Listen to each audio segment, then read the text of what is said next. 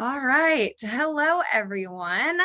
I am Ashley Rhoda, your brand strategist, and with me is the amazing Ronii Bartles, who's your business strategist. And every Thursday, we go live here for you to be a positive resource for you, and we call this our Mimosa Hotline. Now, it all started way back when. I think it's been like 2 years now, right? Almost, yeah. Almost 2 years. Okay, so almost 2 years ago, Ronii and I had met through the internet and through a mutual community.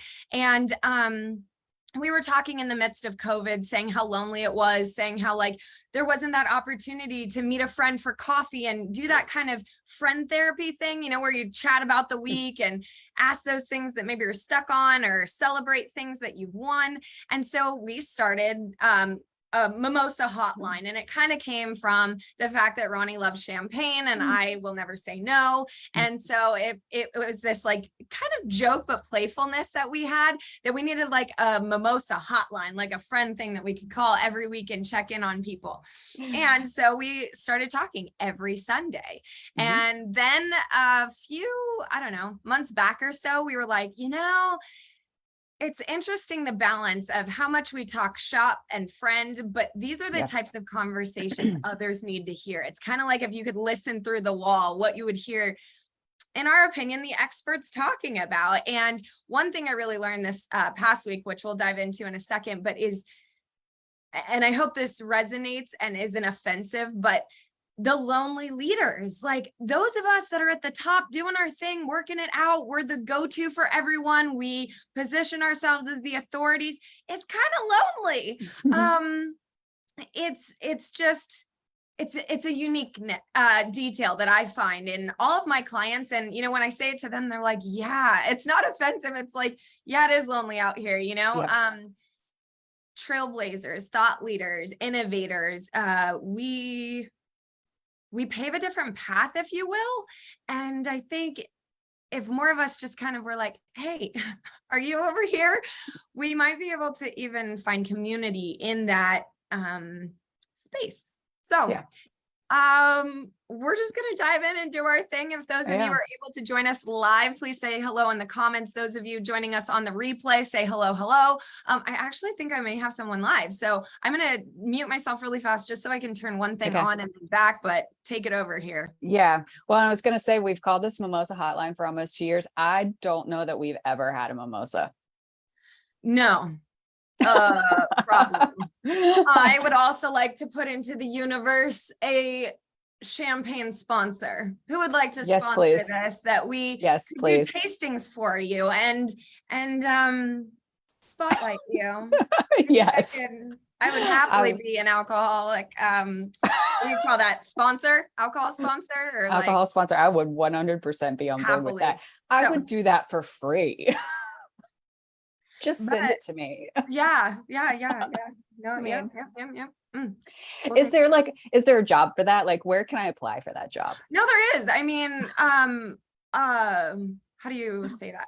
Cocktail waitresses. And then there's actually what are the companies? Bacardi has sponsors where they have like ambassadors and things that, No, I meant it was an official taster. Oh. I think that's just a graphic tee we make up immediately after this show and self-promote that. And we will take all donations, test all options, and we will not complain about it at all. Yeah, no, we will give the public what they want to know about which is the best champagne for the money. You're welcome. Like we are here to serve you. Exactly. Complimentary. I love it. So how was your week? It was fine. I mean, it was boring, to be honest. I mean, that's not a bad problem to have. It was because you were out of town, so you were at conference, and this is actually an interesting topic because this week was probably one of my like lonely leader weeks because I was behind my computer almost all of the week. Like everybody was out kind of, any partners that I work with were out working and like doing stuff. So it wasn't like a bunch of meetings. It was people actually like doing the work. So it was one of those weeks that was kind of one of those lonely leader weeks where you're just doing the work. Yeah. And nobody around but other than Lucy down here. The squirrels. It's true. And then, what I think is interesting is I don't know if my timeline is right. I'm a little out of it since I traveled, but wasn't it the prior week that you mentioned was like the crazy week that you had where all the irons in the fire and it was like crazy? I think it's kind of interesting. The like high low we have in business, some weeks we're just like, oh my God, everything's going wrong, or like everybody needs something, not wrong, but someone needs something. There's and then 15 the next week meetings we're like, on the calendar. what do I do with myself? Right. And I feel like it's such like a whiplash effect that on the down weeks, you almost feel like, am I going out of business? Is everything okay? Like, what do I need to do? There's something I definitely need to do, right? Like, I'm missing something. Yeah, I'm missing something. I am forgetting to do something. Yeah. And that's really, what I always think. I'm forgetting something. Yeah. And really it's those weeks that you're just like, no, things are done. I'm waiting. I know. And it's hard. It's hard for me. That yo-yo effect, I guess, is better than whiplash, but the yo-yo effect is interesting. Yeah. And then also sometimes when you're doing the work, like for example, just so everyone knows, I just got home from a women's conference last week, and the first day back, as you can tell, maybe I'm still a little hoarse from it. There were 500 people there. I talked nonstop from, I don't think I'm kidding, because my roomie and I, when we woke up at like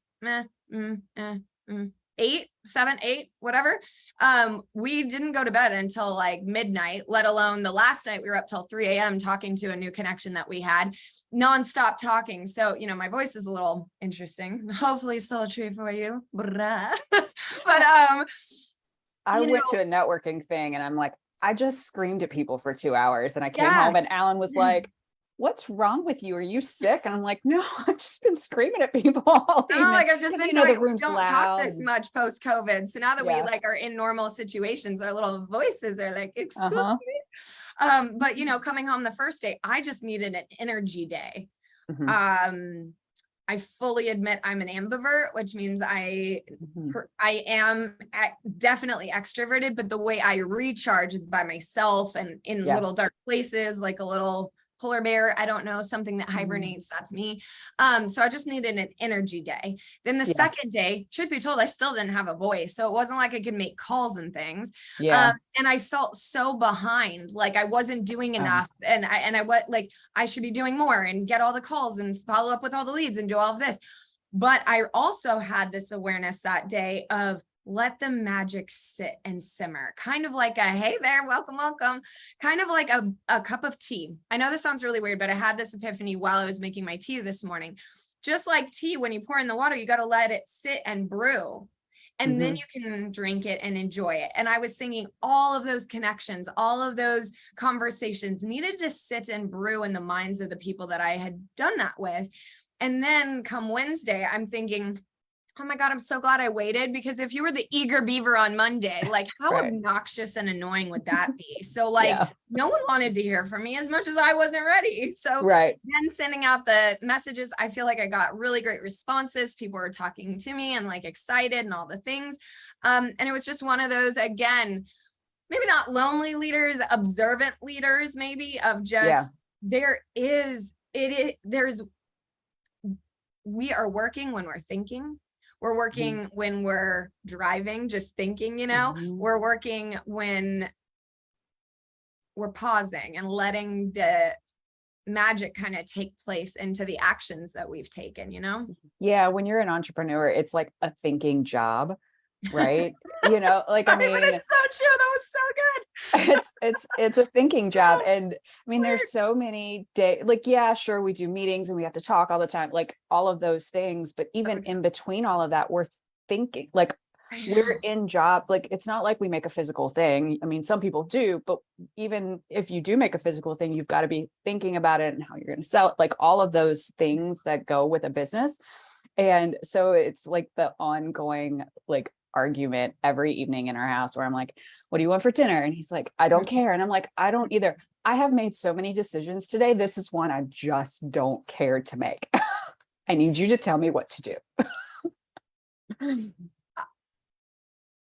no, just don't ask me that. Like, I don't want it, what's for breakfast, lunch, dinner, any meal, just don't ask me.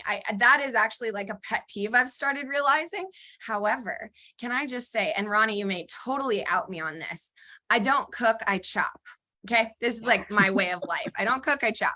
So I have just been making this week the most amazing lemon and Parmesan salad, and I am addicted to it. Oh my gosh. I've realized, like, okay, I might not be a chef, but man, am I a sous chef, and man, do I love my little chopping experiments, because I've got pine nuts, which are so buttery. I've got pine nuts, I've got the avocado, I've got the Parmesan. I am a good sauce maker. Like, that's one thing. Dressings and things, I don't know how, but I'm a good mixologist on it. Oh my God, it's so yummy right now. And if somebody was like, what's for lunch, then I know.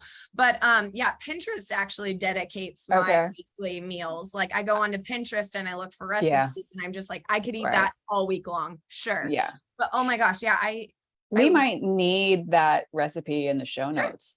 Yeah, I will do it. It's so easy. And that's the other thing I love. So the dressing is olive oil, lemon juice. And then what I really spiced it up with, instead of, they recommended just pepper, I've been using lemon pepper. Yeah. Okay. And to double down on the lemon. Yeah. So good. So good. And I was like, oh, she got it. She can do it. Yeah. I know. I mean, well, you're even afraid to boil water. I'm afraid to turn on the stove. Like, this stove, and I don't know. I need to sage it something, but I feel like it's a bomb. I don't know what it is. Every time I walk up, I am just like, if I turn it on, it will explode. It's never done anything to me. It hasn't. I don't know. I just want someone else here if it's gonna go. Like, I might cook for somebody, but ooh, yeah. Speaking of lonely, these are the irrational fears we have when we're lonely. I know. I even do that with my business. I have these irrational fears of my business because, like, I'm lonely. Absolutely. Like, nobody is ever gonna talk to me or buy for me or for anything again. Never. Like, that's an irrational fear. Yeah, absolutely. Or just the imposter syndromes, the perfectionism syndromes, the overachiever. I think both of us, I want to call us both out on this. We are high achievers. And I actually had a video sent to me about the interest. Okay, so little context really fast. So this woman gave a TED talk, and she talked about something to the effect of the introverted high achiever, and how when she left corporate and there was no more restraint on her anymore, what happened was, because there was limitless possibility for her greatness, she almost caused an issue by that, because not being limited by other things, which she could just achieve and do and get, having infinite potential for it. Actually, this isn't the right journal. I would get it for us, but she made a beautiful quote about the weight of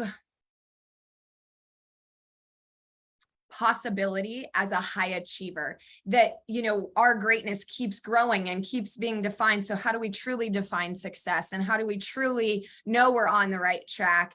And it was just fascinating. I'm not doing it justice, but I do promise I'll put that quote in the show notes at the end, because it was interesting to see and think of. But yeah, as high achievers, that's its own DSM diagnostic,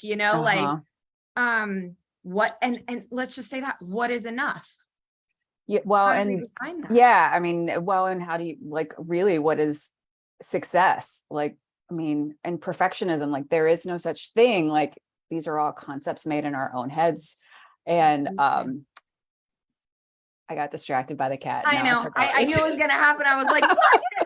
Shut the cat. I forgot what I was going to say anyway. No, we were talking about what is enough and defining success and being a perfectionist. I was going to go along the lines of, being a high achiever and kind of that infinite capability that we have, but then on top of it being an empath and highly sensitive to things that then so it's this compounded, almost paralyzing infinity of I could do all of these things and I would want to do all of these things. And like, that sounds so exciting, but then you get paralyzed with the overwhelm and then you're highly sensitive to everything too. So then it's just this compounding on top of each other that just makes you like stall. Like you kind of get in that point where you're just, I can't make a decision because I'm so overwhelmed. Absolutely. I felt that this week. So I like to phrase it like this. I have superhuman ambition and human capacity. That is my problem. I got home and there's so many things I can do and want to do, but it's overwhelming. And I was telling somebody, I feel like I have a foot on the gas and a foot on the brake and like I'm going and I'm stopping at the same time. Yeah. And I just looked at my task list and there are 12 things on it and I'm probably only going to accomplish 3. That's my human capacity to do. Absolutely. Absolutely. You know? Like it's wild. And then I over and over, how many times have you heard this? Pick the top 3 things you have to do before you go to bed, make them mandatory. You know what? Some days I don't know what should be the top 3 because they all need to get done or they all feel like it's a thing. And I know right now, as we keep, following me through this move to Chicago, I came home struggling because here I have, I don't think I'm lying. I think I had 15 to 20 solid connections or leads to follow up on. At the same time, I need to be apartment hunting and like getting all this stuff packed and getting going. And it's like, and then thankfully, one of the new humans I've met, shout out to Martha Nees. She was like, girl, I get it. You're okay. Like, make sure you're blocking half days you're working on your business, half days you're working on your life. Now, could I have thought of that? Absolutely. But the blessing was having someone like a Ronnie or a Martha or somebody that just is like, that girlfriend, the whole purpose of Mimosa Hotline to be like, okay, girl, you're spinning out, like do this. And then all of a sudden you get full clarity, you can move forward. But until then you're like foot on gas, foot on brake. It's hard. It's hard. It's overwhelming. And it's so easy to give the advice to everyone else, but also sometimes so hard to do it for ourselves. And I have not been able to find a way to coach myself because I do know I give great advice. But like one thing I thought of is like, maybe I write my overwhelmed thoughts in a journal and then the next day I read it and see if I get perspective, but that's too late. I need it now. So that is the part of the lonely leader that I would love for us to call in and attract more of so that we don't feel that way, that we're like, oh my gosh, like we could reach out to Ashley or Ronnie or Leilani, hashtag another bestie in the group. All the things that, God, I feel blessed having both of you. Like it's wild. Yeah. I mean, I think that we all need that kind of community. So we've talked about this so many times, like you and I met through a community that's kind of like unofficial community, right?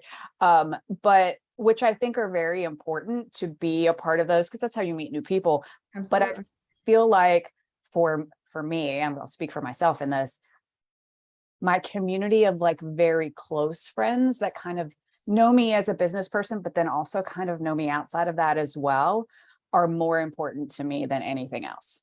100% the inner circle. Yeah. And it takes a lot to get in there. And I know everybody wants this. So let's also just say that it takes time. Like you're going to find these people and like slowly groom them and see if they're worthy of being in that inner circle. Because I'm not going to lie, not everybody gets in there for me. I know it took both you and Leilani breaking me open that I learned this, but it's smaller. It's definitely smaller. Yeah. Sure. And I find those smaller, and I am also, this is a little bit just part of who I am. I don't do well in big groups anyway. And you get these programs and they're like, oh, it's only 20 people. So it's a small group. And I'm like, 20 is still a little too big for me. Cause I get very lost. Like there's so many voices and I'm highly sensitive in that way that it's overwhelming. And then I tend to shrink because I feel like I can't speak up because there are so many prominent voices because we're all the same, right? Definitely. So I get that. It's even when they're like small group, for me, it's really like a small group for me needs to be like 3-4 people max. Absolutely. And that's when I really get good benefit because I get to hear other people's voices, but I also get to share mine as well. Right. So that makes it very beneficial for me. Definitely. We had that in that persona collective I had for us. That group think Yeah. tank was really fun. I loved that part. Yeah. I need to bring that back. Actually, that's on my to-do list. Speaking of a fun little side note, one thing that I love, Shamika Tankerson, shout out Shamika Tankerson, said it's not a to-do list, it's a to-done list. I was like, yes. I have heard that before. I'm definitely, I changed that this morning on my task list. It's now called the to-done list, but I called it the ta-da list because See, I like ta-da better. I like ta-da because I was like, I don't know that it's going to get done, but when I do it, ta-da. Exactly. Voila, here we are. I know. Let's So see. I was going to ask you about conference. Like we touched on a little bit, but I want to know, like, how did it go? Because I'm sure there are like a ton of people out there in the business world that kind of go through this of like, should I go to a conference, or I just came from a conference? How does this play in our business? So like, I was curious for you, one, how did it go? Mhm. And two, like, what was your strategy going in to kind of like what your goal was? Did you even have one? Like, and then now hindsight, like, how did you do that? Did you change that? Like, how did it kind of all go down for you? Oh man, so much to talk about.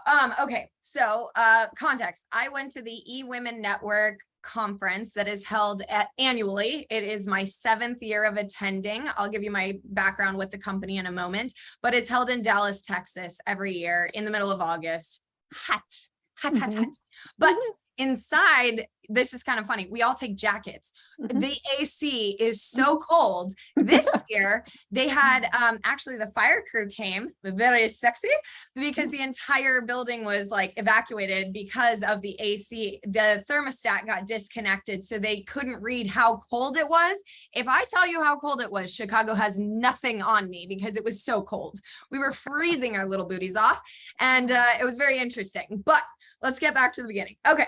So eWomen Network is a women's organization for entrepreneurial women. And the whole context is their mantra, their mission is 1 million women making $1 million in revenue or more a year. So that's kind of what we're all achieving for. Mm-hmm. I was first brought in 2015. So I was what they call an emerging leader. So I was between the age range of 22 and 29, making a noticeable impact on my community. And they awarded me for it. And that award was a grant of 1-year membership, flown out to conference, and highlighted on stage as the emerging leader. So you kind of get a little bit more attention, I would say, just that year. So the first year I was there, I was brand new to business. So everything was new. Everything was like a gold mine. So there was a lot. I mean, I took note after note after note. And I remember the one thing that really stood out that very first year was a woman asked me in the hallway, and there I am all confident, trying to be me, doing my thing. Well, do you have everything you need for the success that you want? I was like, damn girl, we're in a hallway. Like, whoa. And I was like, of course I do. Because what are you going to say? No, and just blubber yourself there? So it's kind of intense. So that's the intensity of this. Now, come full circle, I was a member for 5 years. I actually was a managing director, which is like a chapter lead here in Portland for a year, the year of 2020. Not the easiest year, if I can say so. Yeah. And I've been exposed to all of the layers, all in the front being a member, the back being one of their staff and employee, if you will, and just all of the things. Then this year, to say kind of my strategy and my idea of it. So with conferences,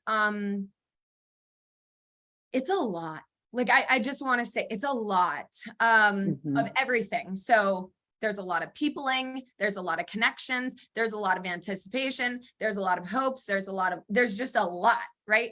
So I'm lucky being an ambivert that I just really turn on the extroverted side and then make times to find my introvert recharge throughout the week. And I tell everyone, Leilani and I, that's actually how we met last year. We were standing in line at registration, and we were about 3 people apart. And we kind of poked our heads out. She was from Portland, I was from Portland. So we kind of met, and then it was kind of love at first sight, if I'm honest. She's fabulous. And she's now the other half of my besties. I have Ronii and I have Leilani. So those are my besties.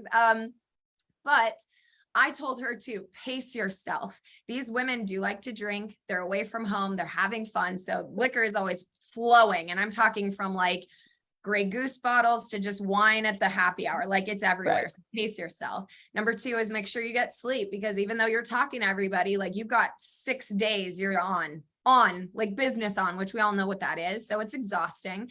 And then, yeah, so, okay.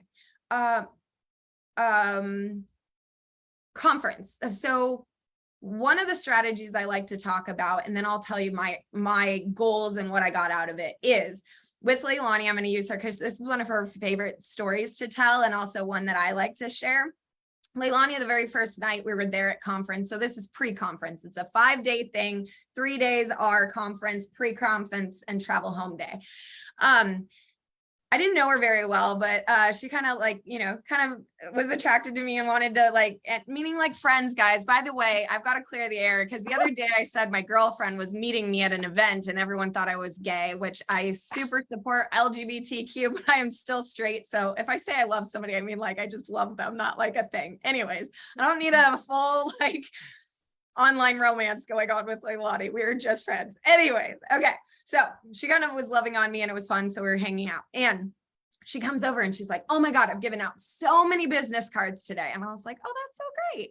And she's like, what'd I miss? And I was like, well, you've given out all these amazing cards, but when you get home, who are you going to call? What cards did you collect? And she was like, oh. So the next day we do the same thing. We're in the event, we do the whole thing. And at happy hour, she comes back to me and she's like, look. And she fans out all the cards that she got. And I was like, good job. That's excellent. And I said, the next day, I want you to just focus. Don't take everybody's card. Take the right cards. And whether you sort them in your own way, you have pockets. I do this in my bag. I have a yes and a no pocket. They don't need to know. It's not offensive. I'm still going to connect, but my ideal person versus a connection. There's not bad. We should all have this standard of who's your perfect strategic partner, ideal client, connection, COI, center of influence. And then who are the people that you met, but maybe it's not in that category, but you can stay connected because everyone has value for you. But that was a thing. So the next day she comes back and it's a little fan and she's got her 5. And I was like, there we go. So that when I say, what is the value? You asked me, what's the value of going to conferences? It is just, a quantity thing. It's just an opportunity in a dense amount of time to meet a ton of people, learn your ideals, like your perfect person, your perfect client, your perfect strategic partner, get to know them. I would say the first year, it's just qualifying people. Years later, it's reinforcing relationships. So I've been with these women for 7 years now. The first couple of years, no one knew me. This year, Leilani, who it's her 2nd year versus my 7th, is people come up to me. Hey, Ashley, oh my gosh, like all these things. Right. So she is kind of in awe of that, but she shouldn't, because it's been 7 years. Girlie, you'll have it too. Just it's time of relationships. So what are we always saying on the Mimosa Hotline? Everything is connections and conversations. So to me, conferences are just like a little incubator to massively do that and strategically do that. So for me this year, being a 7th year, my goal was to reinforce relationships of past years, just keep that vibe, keep that current, keep top of mind. Second, I was looking for perfect clients. I don't want to work with everybody. I'm going to say that now. I'm sorry if that offends anyone. I don't want to work with everyone. I am not trying to be everything for everyone. I'm trying to be me for the right few. So looking for those. Then also I know and I've reconfirmed this, my business thrives on referrals. It doesn't matter. I'm going to be honest. I don't get many off of social media, maybe more now that I've been putting an effort into it, but it all comes off of referrals. So why would I waste my time with all this stuff when I just need to covet those things? So referral partners were the final one. And I'm thinking of who also serves my client, who might be around my client that they would be like, hey, go work with Ashley, then come back, or we could collaborate on things. So that was my goal going into it.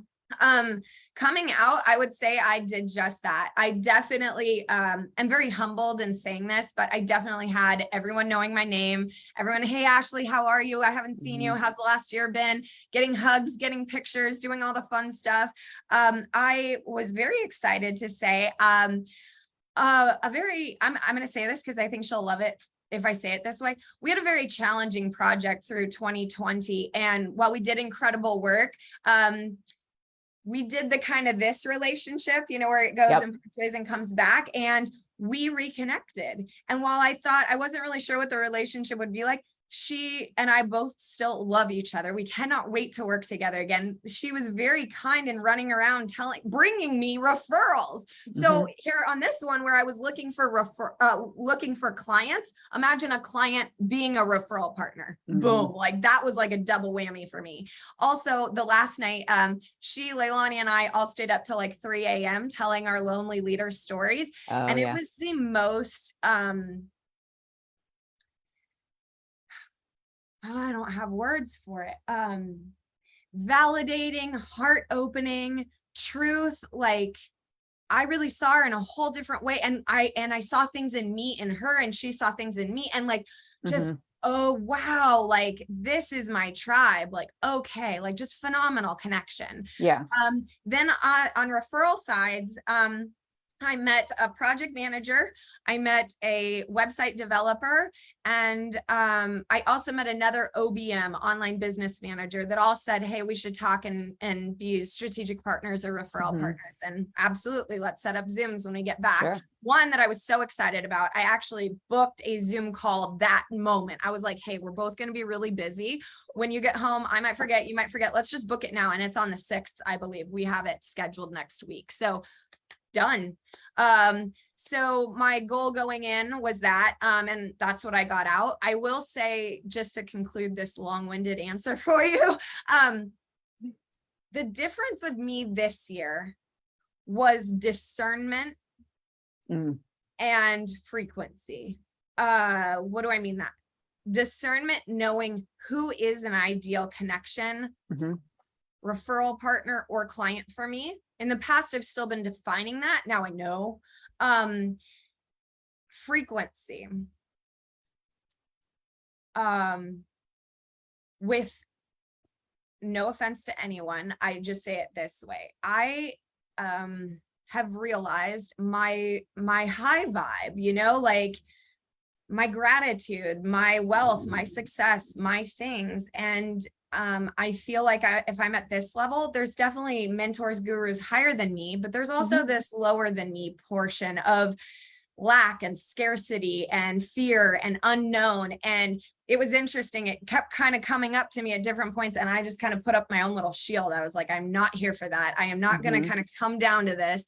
And as the community that we originally met in, they talk about this. There's pit people and mountain people. Just to explain for other people, pit people are those that are in the pit. They're kind of in the trenches trying to figure it out. Scarcity, lack, oh my God, I don't know, all these things. Then there's base camp, right? Where they've kind of come out, they made a choice. Okay, I can choose differently. And if anyone listens to this, like, did you hear what I said? Everything is choice. You can choose to be in the pit. You can choose to climb, like choose. Then there's the climbers that are working their way up, which I'm going to say I'm a climber. Like I'm not at the top yet, but I'm working my damn way up.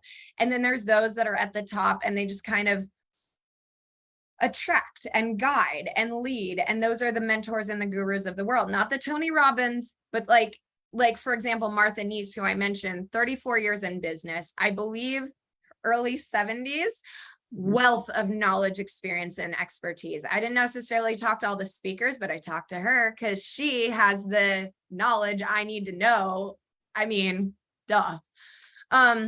So for me, this year was very much frequency. And the first 2 days I was struggling. I got a lot of pit people. I don't know what it was, but I was like, what door do I need to close? Like out, like out. And I get that. But then I also was like, you know, one of them, I mentioned to her, she was like, I have no clients. I have no business. I don't know what I'm doing. And I was like, of course not. Like, look at what this is doing. Like, stop it. I was like, reset yourself, get out there, meet people, invite them. And I gave her a few ways to network better and how to connect with people in the moment and how to schedule follow-up calls. And then at the end of conference, I've heard she booked one, I want to be careful here because I think I'm saying this right, but she booked 2 clients and had 3 Zoom calls scheduled and was still going through it. So it's a possibility to shift yourself that fast, like get it. But I'm not here for your pity party. I will happily listen to you for like a cup of tea in the morning and hear you out, but I have things to do too. And like, respectfully, you are not on my agenda to make you feel better and get your shit together. Like if I were a coach, I'm also like a pretty stern coach. Like I've coached swimming and athleticism, but like water polo, swimming, that's what I coached. I'm pretty stern. I definitely love on my people, like all my little swimmers. There's days, we all need a day that coach is nice to us, but every other day we are there to build our skills and get to the competition day. Like, I don't want to hear about your boyfriend problems or whatever else it was like that day. You know, those little ones, they're cute, you know? I mean, But we can have small talk for a few minutes, but definitely. And like, yeah, pool talk, like locker room talk, like all the time. But when we are here, let's do the thing. Like, you need to vent, you need to bitch, and you need to do your shit. Amen. Let's schedule a call for that. But like right now, you're in a mecca of opportunity. Don't taint that with, you know, Debbie Downer. right. Not the right thing. So I found a way. If I got those people, I would listen very intently, and then I would run into like a crowded place, and then I'd like scamper away because I was like, oh my God, you know, what would I say? I would say something to the effect of like, because you remember that thing we talk about how people confide in us, like all the details at the airport and wherever, like, I want to hold space that you're confiding in me. And it's an honor for me to be that for you, but in the right time and place. Right. So I would say something to the effect of being like, you know, thank you so much for sharing. I feel really honored that you would share this with me. I have a connection I've got to make, but can we make time? And I was serious. Like we either wrote it on the calendar, can I meet you at the happy hour after? I would separate that time. And then I'd like run into a little crowd and find someone and talk to them, because I'm happy to be here if you ask for that time. But otherwise, as empaths, that really, I'm going to say it fucks with our energy. And I don't have time for that. Well, and time for me to regroup and recalibrate and all that shit. Yeah. Well, and you're in a situation that's not really conducive to that. Yeah. You know, I mean, like, it's not like you're in a one-on-one, you know, you ran into him at the coffee shop, like you're at a conference, you know, like, yeah, that sometimes makes a big difference too, is the environment that you're in. And I was actually going to ask my therapist, because I think she's a perfect person to ask this, but like, how do you have and honor, like, what was my question? I wrote it down, but it was something to the effect of like, how can you be someone's secret keeper and not their therapist? Right. It's tough. And I mean, girl, let's be honest. You and I have that. And I loved you the day you were like, okay, enough, time for therapy. And I was like, absolutely. And I called them both. Like, absolutely. Like, there is a place for this. And when our low vibes get to high capacities, that's when we call in somebody like a therapist. And there's nothing wrong with that. It's just, that's their specialty. That's how they help you get out of that and back up here. Like, I'm in it. I have no judgment on this. Like, it's a thing. But I think it's hard because my work specifically requires that I see into you, and I'm going to see all of it without judgment. And I think that's a new feel for people when they meet somebody that sees all of them and doesn't judge them. They kind of get this little love chords. I don't know any other way to say it though. Like, that's intimate. That's a moment to be with somebody, right? And it's a privilege. It's an honor. I appreciate it. But even everything has boundaries in life, right? There's a time and place for. Yeah. So and I do know I had two, I'd say three. I had three people that I literally had to invoke my confidentiality policy with what they were sharing with me. Like, you know, it's also an interesting thing because it's a reminder to me that not everything is Instagram life. There's a lot of shit going on behind the scenes that a lot of us don't talk about or don't know about. And it was a good, you're seeing the best of everybody. And it was just a very good reminder that, you know, these powerhouse, lonely leaders that I bonded with are powerful because of the shit they're going through. And like, bravo. Like, yeah. I mean, if you think about it, we get on social media because it's easy, it's accessible. That's what we have in front of us every day. But what you're seeing is curated by that person. You're only seeing the best of them. And so I think that we get into this mindset of seeing somebody's best because they're guiding their narrative, right?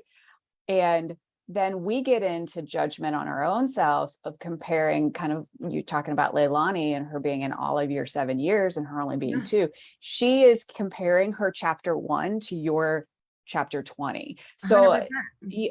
and so in our brains, it's kind of like this mental mind fuck of like, my brain can't comprehend that time frame of you've paid your dues for 7 years as opposed to only being in year 2. And like, it just, it's hard for our brains to like take time in that regard. And so we do it a lot on social media, like, because it's the best, we see the best of everybody. Yeah. And I was really, you can't take away someone's journey. They have to learn it on their own. Like, you can tell them as much as you want. Like, these are the things they're going to hit. But, and especially with Leilani, one of my favorite qualities about her is she's so open in the sense of like advice. Like, if you give her advice, she honestly listens. Now, maybe she'll take it or not, but she's receptive to it. And I always try and preface with her, she's more successful than I am right now, like revenue wise, definitely more successful than I am. She hit her first 2 years way more successful than I was in my business. So to give her context, this is just my journey. It's for you to take the parts that are relevant to you, but also some of the things that I was very grateful I was 7 years ahead because I could kind of help her in a moment that I was like, one was association.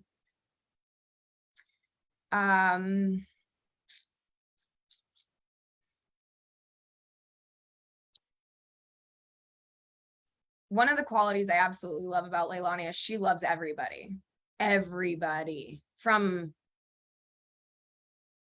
drugged out bums to high performing speakers. She loves you all, everybody. She is a ball of love. If she were a Care Bear, it would make sense to me. Okay. Like, she just shoots out love. But there was in every situation, right? In all things, there was a small group that was just excessively rowdy. Every night they're closing out the bar, they're drinking. They had a bloody dance party in the lobby the last night, and things that time and place, right? Like, I am the first one, and I'm not going to out myself of how wild and crazy I am, but I know how to do this. Like, I got my own stories for all of you. Someday you'll never hear them, promise. Anywho, time and place. Yeah. Right. Like, time and place. And there were a few that were just getting some side eye from all of us veterans being like, this is not the image that you carry, because also while we're there, we are representing eWomen Network. Like, duh. There are other people in this hotel. There are staff. There are people that will talk about you or take pictures and do things. And I tried in my most unjudgmental in whatever way to just be like, watch yourself. Like, the person that everyone is talking about right now, you being nice to them is actually hurting you. It's making you tainted by that image and that association. She's like, oh, I'm not really sure. Well, she actually had a, what would you call that? Industry vendor partner. So she's in the world of insurance. And so it was like one of the brokers-ish persons there. So they work on projects together. And it was very clear that this person was starting to wonder if she should, take Leilani for all the things. And I had a conversation with her and then cleared the air on things. And then I told Leilani, I was like, you need to go have a conversation here because your association is tainting what you've built as a relationship. And she was like, are you sure? And I was like, yeah. I was like, I'm not trying to be older, wiser, whatever. I'm just telling you, like, if that were me, I would want to know, like, go talk. And she came back later saying, you were right. Thank you so much. I cleared the air, noted. And I'm like, cool. Like, I'm not trying to keep anyone on the outs. I'm not trying to talk dirty about people. But here's the thing, as a brander, you're not the only element of your brand. Your environment, the people you associate with, the clients you hold, all of these things. That's such a good thing. I was watching this new, have you seen, oh, it's so good. Partner Track. It's about a law firm and a girl trying to make partner in the law firm. Oh my gosh. Well, everybody, you got to watch it. It's on Netflix. Really cute, really fun, very intellectual. I love it. Sapiosexual awesomeness. And in one of the episodes, they talk about how they are selective of their client base and almost make it like an index of investments. Like they're very choosy in who they work with. And that just kind of stood out to me because that's kind of a thing. Like, you know, we're not all PR agencies trying to cover up messes. Like some of us just need to keep a standard. And it was an interesting moment though, because that's a sensitive topic to talk about. And like, you're not trying to exclude anyone. You're not trying to say anything, but here's the deal. Your actions are on me. And I was sharing this with her too, as a brand strategist. I feel my actions represent every one of the clients I've ever worked with. I feel that way. Now, maybe not everybody does, and maybe that's not a value you hold, but when I'm out and I'm about, I feel like I'm representing myself, my family, you guys, everybody. Like, I mean, it's all interconnected. Yeah. You know, and, you know, I love the people that are like, well, I went out in my pajamas and I didn't see anyone. Well, who saw you? Like, I mean, it's a thing. And I'm not saying that we have to be perfect all the time. Of course, we're going to be sweaty little rats when we get out of the gym, but time and place, you should look like a mess when you come out of the gym. Like, it's weird when they've got like mascara and are perfect. I'm like, what'd you do? Did you actually work out? Because I don't look like that when I'm done. No, and tell me your ways. Cause I right. If that's the case, I want to know what the secret is. Absolutely. Like I want to know. But so I look like a drowned rat. Yeah. I mean, I swim. I'm literally a drowned rat. Oh, I'm only dancing. I still come out looking out like a drowned rat. I mean, God. So to that effect, that was the breadth of it. You know, it's my 7th year, my strategy going in and coming out, kind of my takeaways. I feel really good about the relationships because everything is connections and conversations. So now I'm letting the magic kind of sit and let people remember conversations we had or connect with them. So I did, to most everyone, I made sure that I either sent a note via Facebook Messenger, like it was a pleasure to meet you, with something personal that I remembered about them, or to be very honest, the ones I really loved and connected with, I sent a voice note. I just think it's even more personal than a little text or whatever. And then the other ones I'm scheduling meetings with and I'm talking to. Yeah. So that's all I can do. And I'm not going to lie, that didn't feel enough, but yet at the same time, I know it's enough. Like that's the battle in my head was like, did I do enough? You know, and part of you is thinking revenue and profit and like making clients and all of this, but that comes from being an expert and being in the room at the right place and allowing the rest to happen, you know, like I don't want to be hungry about it. I trust that I made the connections I needed to make. The people feel ready and they're doing what they need to do and they'll call me. Yeah. Well, I too, I think it's a social pressure of being in the hustle culture of, I should have done more while I was there when in actuality, you did exactly what you were supposed to do, you know, and like, and I mean, I've probably told you this before, but I've said it to a lot of people, like you can only control your actions. You can't control the outcome. Oh, we got to hear that again and again and again and again. Yeah. I mean, don't we all like, I only mean, hear your actions, not other people's. Yes. Yeah.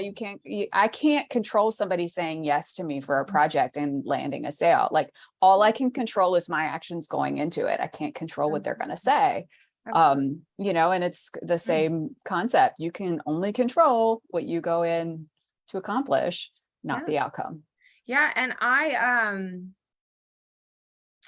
I'd say first day I let my like goals of like the outcome kind of be strong on me. And I was like, you got to knock this off, because that's the thing. Every year I know, and I was telling people this too, like day 1, day 2, I was like, every year I know I make the most synergistic, perfect connections that end up lasting about the next year or so. And for referrals, for clients, the whole thing, like it happened. But if you control it and try, you'll kind of cock block it. Sorry for lack of better terms. Yeah. But that's what I was thinking. That's exactly what it is. I'm sorry. I mean, is it not that's what it is? Exactly what it is. I just heard my mom, ladies don't speak like that. Well, I did. I'm not a lady then. Yeah, I know. I'm never ready for the tea room. Meow. But it's interesting. but that was it. So once I kind of just, the first day I'm intentional and I'm all into it. And then I just like, let it be. And then I just kind of relaxed into it. And then I definitely found my people. Like I said, I kind of had a little bit of this pit people action in the beginning. And then I was like, I need to find my frequency and my vibe. And I kind of just waited back a little, found this past client, we really bonded. Then we started attracting more. And by the last night, we actually were doing, and I'm going to keep this to us, but we were doing a conference recap of what we liked, what we didn't, what we wanted differently. Mm-hmm. And we actually came up with this concept of an anti-conference, the things that we didn't like, putting together a small group. We've planned it out in Chicago. There's going to be an Airbnb, probably 5-6 bedrooms. We'll all get together and do a lonely leader gathering instead of just the parts we really liked, but would have liked more of in that capacity, but you can't do that at a conference level. So it's not saying anything, but that was a really interesting conversation too. Yeah. When you're with you, I'm just going to say these things. I don't know why I'm hesitating to say this, but when you're with your people, your frequency, your vibe, shit happens. And it was just really interesting to see that 5 days in the making, I found them. I found them.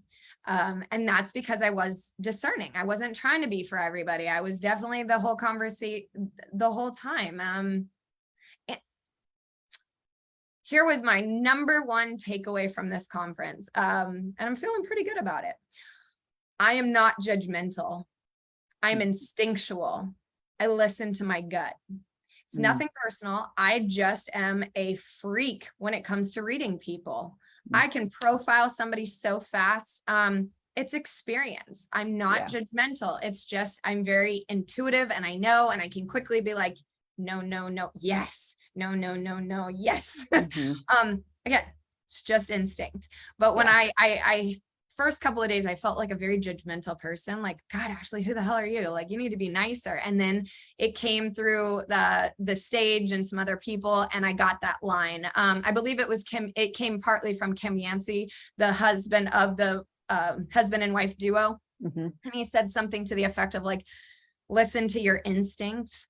And I was like, oh, that's it. I'm not judgmental. I am instinctual. Yeah. You know what? I'm going to play up to that because I'm not wrong. And I have been tortured in my life being, you're a know-it-all, you think all this. That's old life. I've closed that chapter. Now I'm just really instinctual. Yeah, I can normally tell within the first like quick introduction of like, I can summarize who this person is just like by listening to what they're saying and instinctually like listening to my intuition going, okay, I got your number. I know now because I know who you are now. I know how I need to react to it. And I mean, it only takes a quick introduction of the one question, what do you do? And then from that response, I can tell you exactly which bucket you fall in. Yeah. And you know what? I hope you do it to me too. I don't want to be in there just to be in there. If I'm right for you, I'm right for you. If not, no, thank you. Because we're wasting each other's time on this, like, let's love everybody. Woo! Like, no, I don't. And I'm learning more and more. Leaders are polarizing. We're not insulting. We're just right for the right people and wrong for the wrong people. And like, that's okay. I feel like, it does kind of remind me of my mom in the tea room. So I was raised with tea room etiquette, and I'm not kidding about this. So when I was really little, Jacksonville, Oregon, of all places, small town, like literally, I think it's 10 steps to get from one side to the other, not joking. They had high tea. And in order to teach me manners and grooming and whatnot and how to be a lady, my mom took me to high tea. Now I'm very blessed that I have that experience because there's many times that I need to know, outside in and manners and all the things on things. However, even there, like you say in the South, bless your heart doesn't actually mean that. And then things like, have a courtesy smile. Secretly, if I do one of these, you're in trouble. You're so great. I booked out the first night. It was interesting. We went to the best restaurant. It's called Asian Mint. It's one of Nikki. I'm spacing her last name right now, but one of our members owns multiple restaurants and they're Thai food, and it's exquisite food. And the woman that was sitting across from me, she just rubbed me all the wrong ways. Well, she's the one that was starting the dance party night 5. Oh, okay. And I'm just sitting there like, not judgmental, I'm just instinctual. I said that one. And then that was also, you know, all the things. So it was like, yeah. Prove me wrong. Like if ever I misjudge you and like out of multiple interactions, I'm like, oh wow, you know, I didn't get that the first time, but usually not. Yeah. Usually Those are they're few and far between for me too. Yeah. Most of the time, my first gut impression instinct is generally spot And I on. think we need to listen to that more. I think a lot of us, especially leaders, I find we all have one of our little demons is people pleasing. We want to like everyone. We want to do all this thing, but like, yeah. okay. Well, and I think the people that I might misjudge sometimes, not, and judge is a really wrong word, but for lack of better terms. How about that? Misinterpret. It's the people that are quiet, right? So they don't say a lot and they're quiet, and lots of quiet people get stereotyped as snotty or snobbish when in actuality they're just listening. You know, so sometimes those people are a little hard for me to judge because they're just a little too quiet, and I probably also fall in that bucket. Particularly in like a networking situation. You know, it's interesting you say that specific archetype, because now those are the ones I go after, because they don't need to speak, they listen. And I've learned that those are those people that know the most that don't speak, which I'm definitely not playing that up right now. Yeah. But it was interesting. I was at my Shamika Tankerson, who I'm coaching with. We went to a private dinner, and exquisite. And it was interesting. I was very quiet because I chose to be very quiet because I don't know these women that closely. We're all in the same community, and that's great. But in this environment, they were reading me. They were very much dissecting me. Who's this one? How'd she get at the table? Like, da-da-da. And then one of the women at the table was just there to say, I don't know, 20 years ago, she lived in Chicago and all the bad things about it, and da-da-da-da-da-da-da-da-da-da. And at the end, I just slight courtesy smile because I couldn't even make the full one. At the end, I said, even with all the negatives that you shared with me, I still can't wait to be there. Yeah. But she was also the one that probably didn't shut up. No, the whole yeah. And I was like, girl, yeah. But it was an interesting thing because the rest, I really was able to just kind of watch how my mentor engages in the environment and engages with her people. The one on this side, I loved. This one was another coach in the community. She's the CFO that we all talked to. Both of these women were nominated for Made It to a Million. So I'm sitting at a great table right now. And I am happy to be the quiet one that you feel like you didn't get to know enough or curious what was going on, because you're going to call me. And Chatty Cathy, no one is calling you. Yep. At all. Yeah. Like, gross. Well, and I mean, in networking situations, I always find people in general, people really are there to only talk about themselves. So I let them. And that's then how I like weed out who's for me and who's not, right? Like, you know, so, I mean, cause you think about it, you go into a room of 100 people and you read the meet room. Somebody, you do, you meet people, like you do the whole, like, I'm Ronnie, like, what do you do? Blah, blah, blah. And I instantly, I can tell you probably 90% of the people I'll meet, I ask them what they do. I always have to be the first one to ask, what do you do? And they just start. And by the time we're done, they've never once asked me what I do. No. And that's how I weed them out. Like, yeah, that's interesting, because the advice I gave to the one woman day one, who was concerned about where her business was at, I was like, I'm in the same boat, girl. Like, I just finished all my projects. We're like actresses. Every time you finish a movie, you're unemployed, and then you book the next movie. Like, chill. It's part of this. Like, you're fine. And I told her, I said, you know, you're pushing your card, you're asking all of these. So she's a health coach. So all these intimate questions about her health, your health, they're not here at this conference wanting to talk about their diabetes, their sugar intake, their this, that, whatever. I was like, you need to bond on a different level. And I said, start asking open-ended questions. Ask them what they do. What's their lifestyle like? What is this? And kind of bond with them on that. They will tell you their problems naturally. It will be there. And schedule a time later to connect after the conference, because that should be your first intention, to connect. And then if you see or hear signs, schedule another client conversation about the work that you could provide them. But don't try and be out here like a salesy weirdo pushing your super restrictive whatevers all over them. Nobody wants that. Like, stop it. And I do believe that's why she was able to, you know, change her week and get the results she had. And I'm not saying it's by me, it's just what I've learned and what works. So take me out of it, but just that process strategy works. So, yeah, it was an interesting event, but, all in all, my highs were, I was so blessed this year by the people, the women that I did meet. We had like these little moments, like my past client and I had multiple ones in the lobby where we would run away from the conference and just be like, oh my gosh, what are you thinking right now? And just have talks between ourselves, brainstorm ideas. Another woman I literally met, like, okay, if this makes sense, it's an embassy suite. So it's like that big tower in the center. And we were kind of going in between the lobby and the breakfast area. So there's a little like overpass kind of thing. And we were underneath that.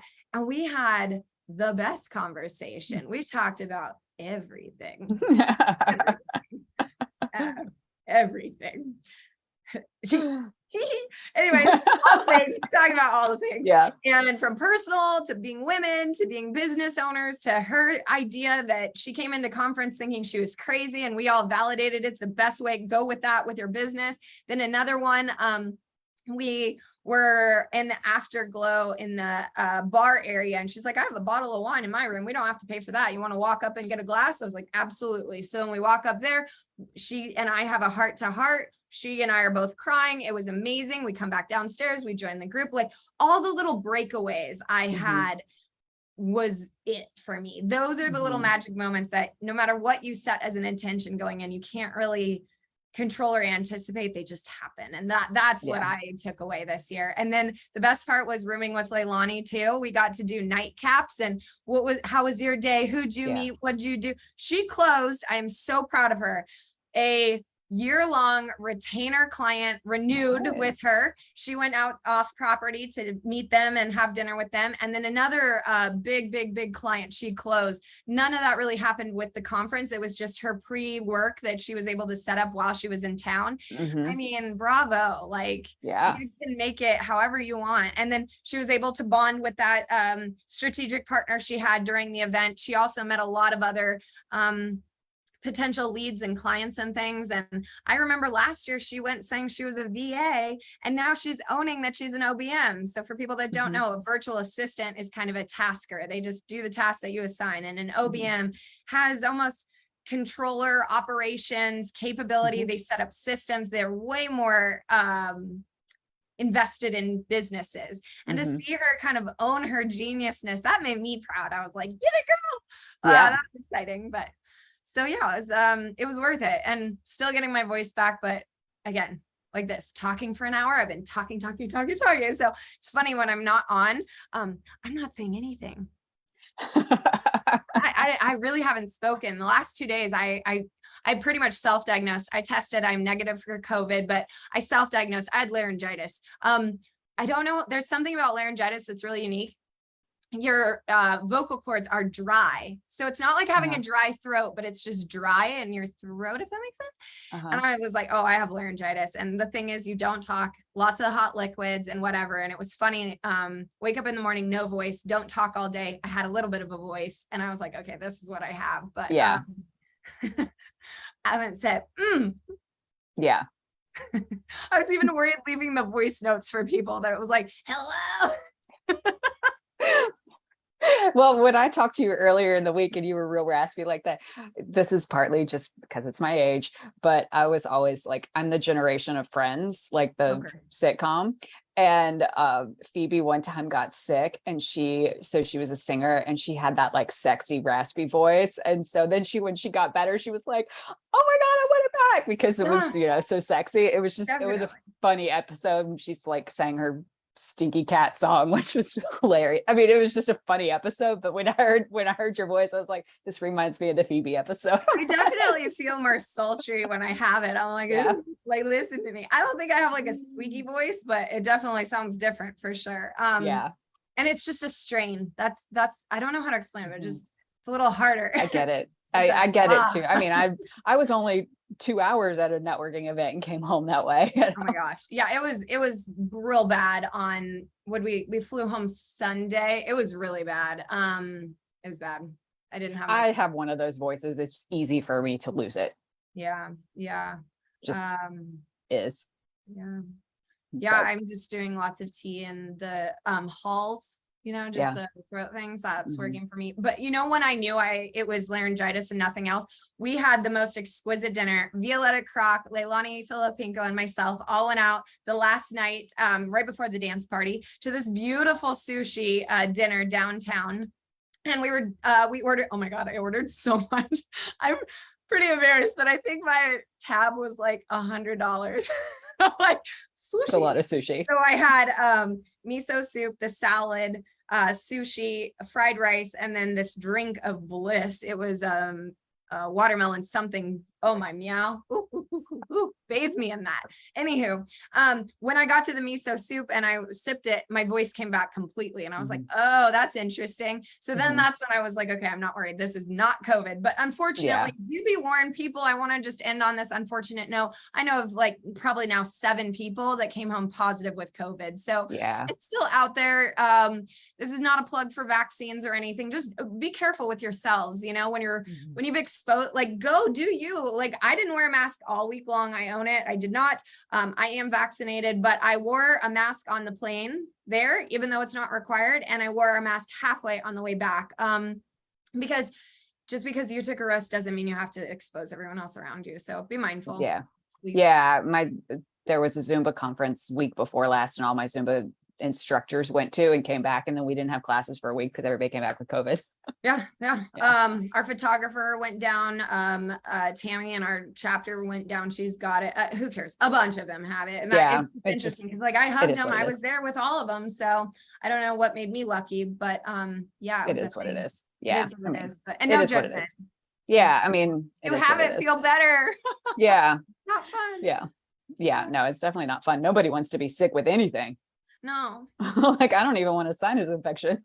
No. Oh my gosh. I have things to do. People, to me, it's things to say and all the things. But well, I'm glad it was good. Yeah, thanks. It was good. I'm excited. Someone just called me. I don't know if you saw me in that as fast as I could, but now I'm excited for the relationships. I know that sounds maybe weird, but that's my favorite part. I've made some really incredible connections of wise women doing incredible things that I can learn so much from, and the power of connection builds referral. Actually, side note, I want to give somebody a shout out. Best card I saw there. I was like, yes.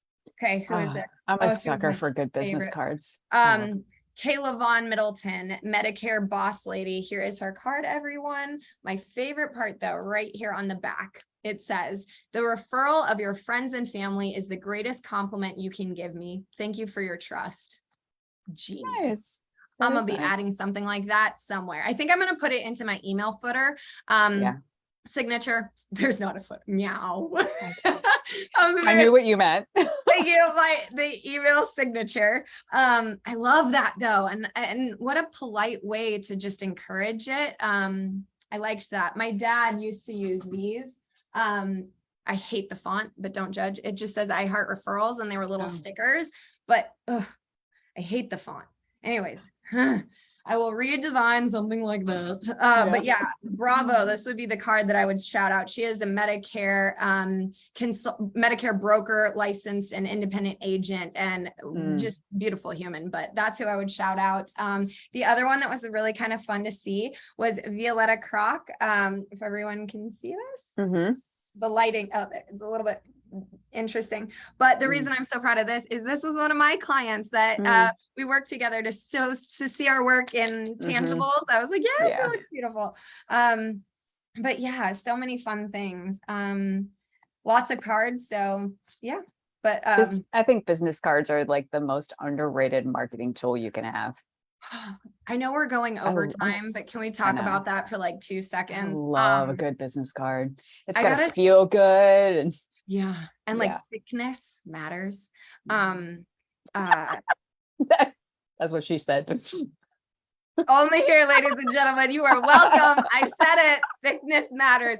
I thought it though. In business cards. Where have you been? Oh my goodness. Sorry. It was so good. It's true. Anyhow. Anyway. Time and place, ladies and gentlemen. If you made it this far and you got that. And you're welcome. Because you're one of our people. Yeah, I actually had people taking my cards. I should grab one. They're like coaster thick. And they were like, damn, Ashley. And I was like, damn. Let's work together. I like the cards that have that like velvety feel to them. Yeah. Or I know that they're not easy to write on and people get mad at me because they're like, I can't write on your card. And I'm like, yeah, but it feels great, don't it? I like feel it. So good. Rub it all over. Yeah, I'm a very tactile person. I love it. You know what? I actually came home with a strong opinion. I hate QR codes. Oh. So a few people had digital business cards where like you QR it and then it adds it to your contacts. Do you know how many people I lost? Because I've got 100 people on my phone contacts. I don't remember who they were. I had to go, as soon as the person would give me the QR, I screenshotted it, but there were 3 people. I would have lost you. I wouldn't know. You didn't come home in my yes baggie. Now you're out. And I'm like, oh my God, I really hate this. I don't mind if you have a QR code on a business card, but don't lose that. And I get it. Printing costs meow, meow, meow, meow, meow. But I don't know about that. As a brander, I was like, you lost me. You like, and I'm a brand. I'm here. Like, I forgot who you are. Like, who are you in my contacts? Like, who? I didn't like that. I could argue either side of it. Yeah. On the card though, if you have like a QR on the card and then I can book or something, fine. But the other thing, I was shocked how many people don't have a phone and email on their card, let alone I go to your website and on the contact page, there's no phone number to call you. People, I don't want to talk to people. Remember, you want to make it easy for people to contact you. And if you just sat there and said, well, I don't want people to have my cell phone number. Do you not want clients? What are you doing? What are you doing?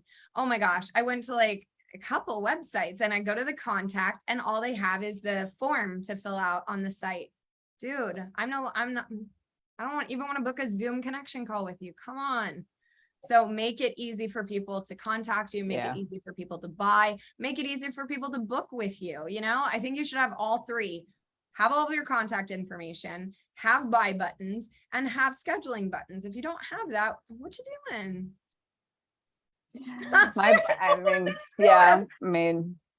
My thing with QR codes is, as a designer, I hate the way they look on things. They look alien to me. Do they look alien to you? Terrible.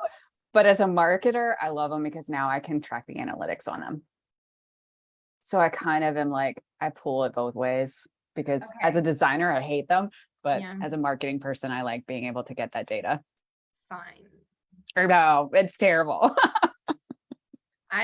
you know what? I'm 80-20. I'm 80% hate, 20% fine. I mean, if you need that data, to me, booking clients is the data. I don't care how many people clicked on it. It's like, I heard this the other day on this show too. Like, just because you have 1,000 followers doesn't mean you have any clients. Those people aren't buying, they're just liking. So I don't care how many people clicked on it. I had to have a conversation with a client yesterday, or I guess former client that always tends to come back around.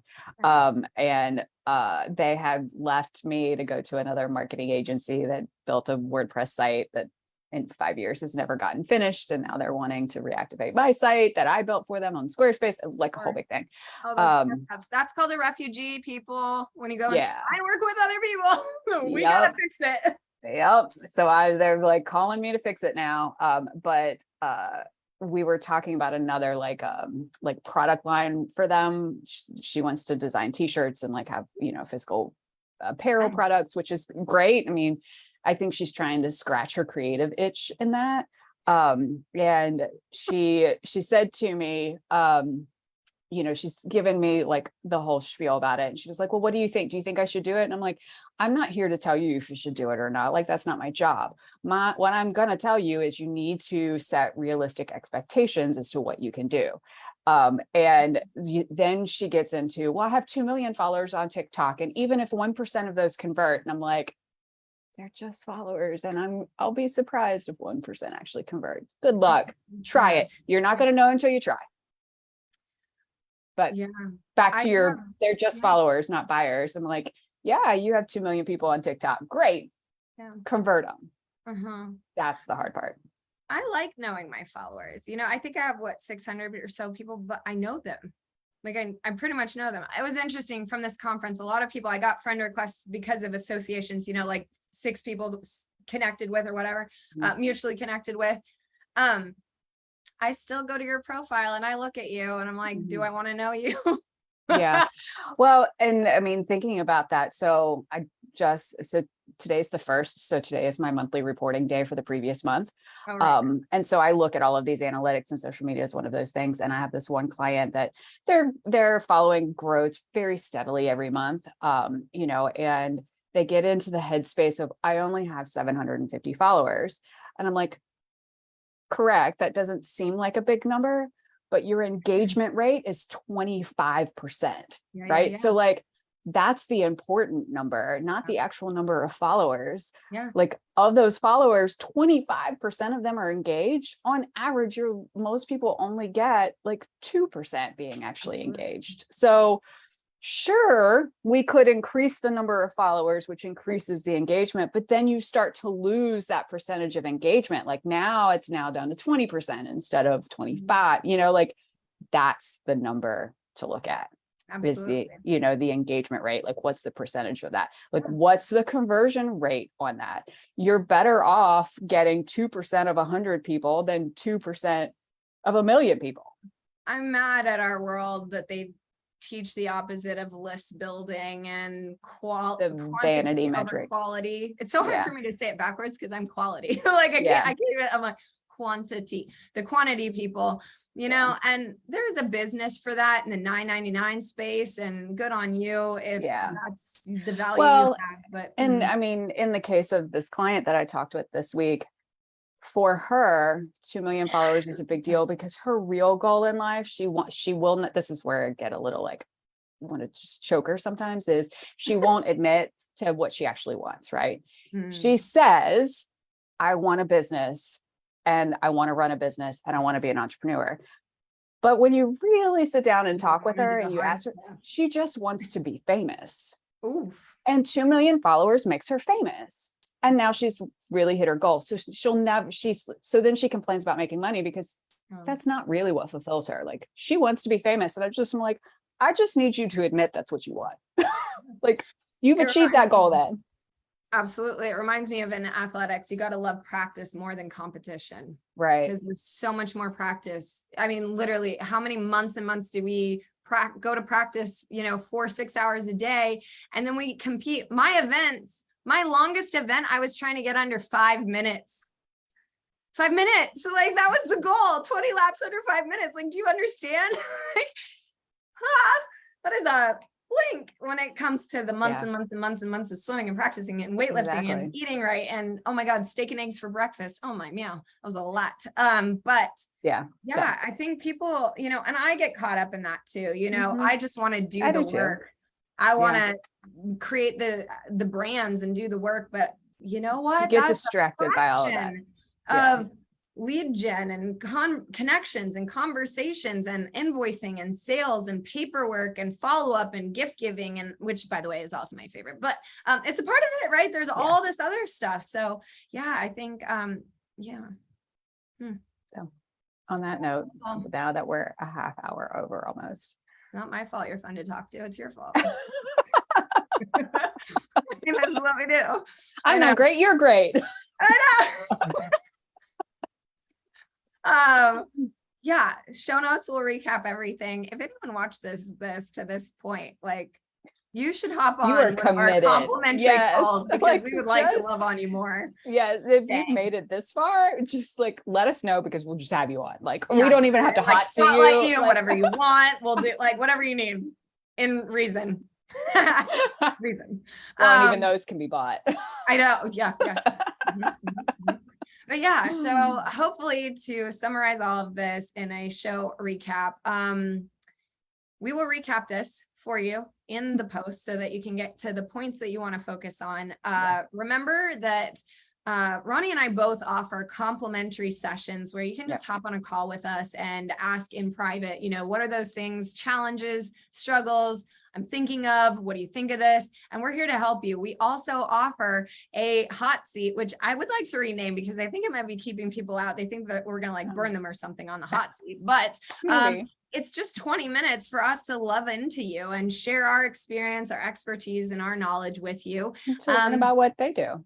Yeah, learn about what you do, how we can support you. And it doesn't have to be something wrong. Maybe it's a launch you have or you're excited about something. Like it's just an opportunity to get on and showcase and say, hey, so we have that for you. Final thoughts? My final thought is like, this is the same conversation we have every week, just about when it comes down to how you really grow your business. Same topic every week. Connections, conversations, conversion. You know, like literally every single week comes back around to this. Yeah. And if you're doing it a different way, let us know. But I don't think if something else is working for you, I want to know. Yeah.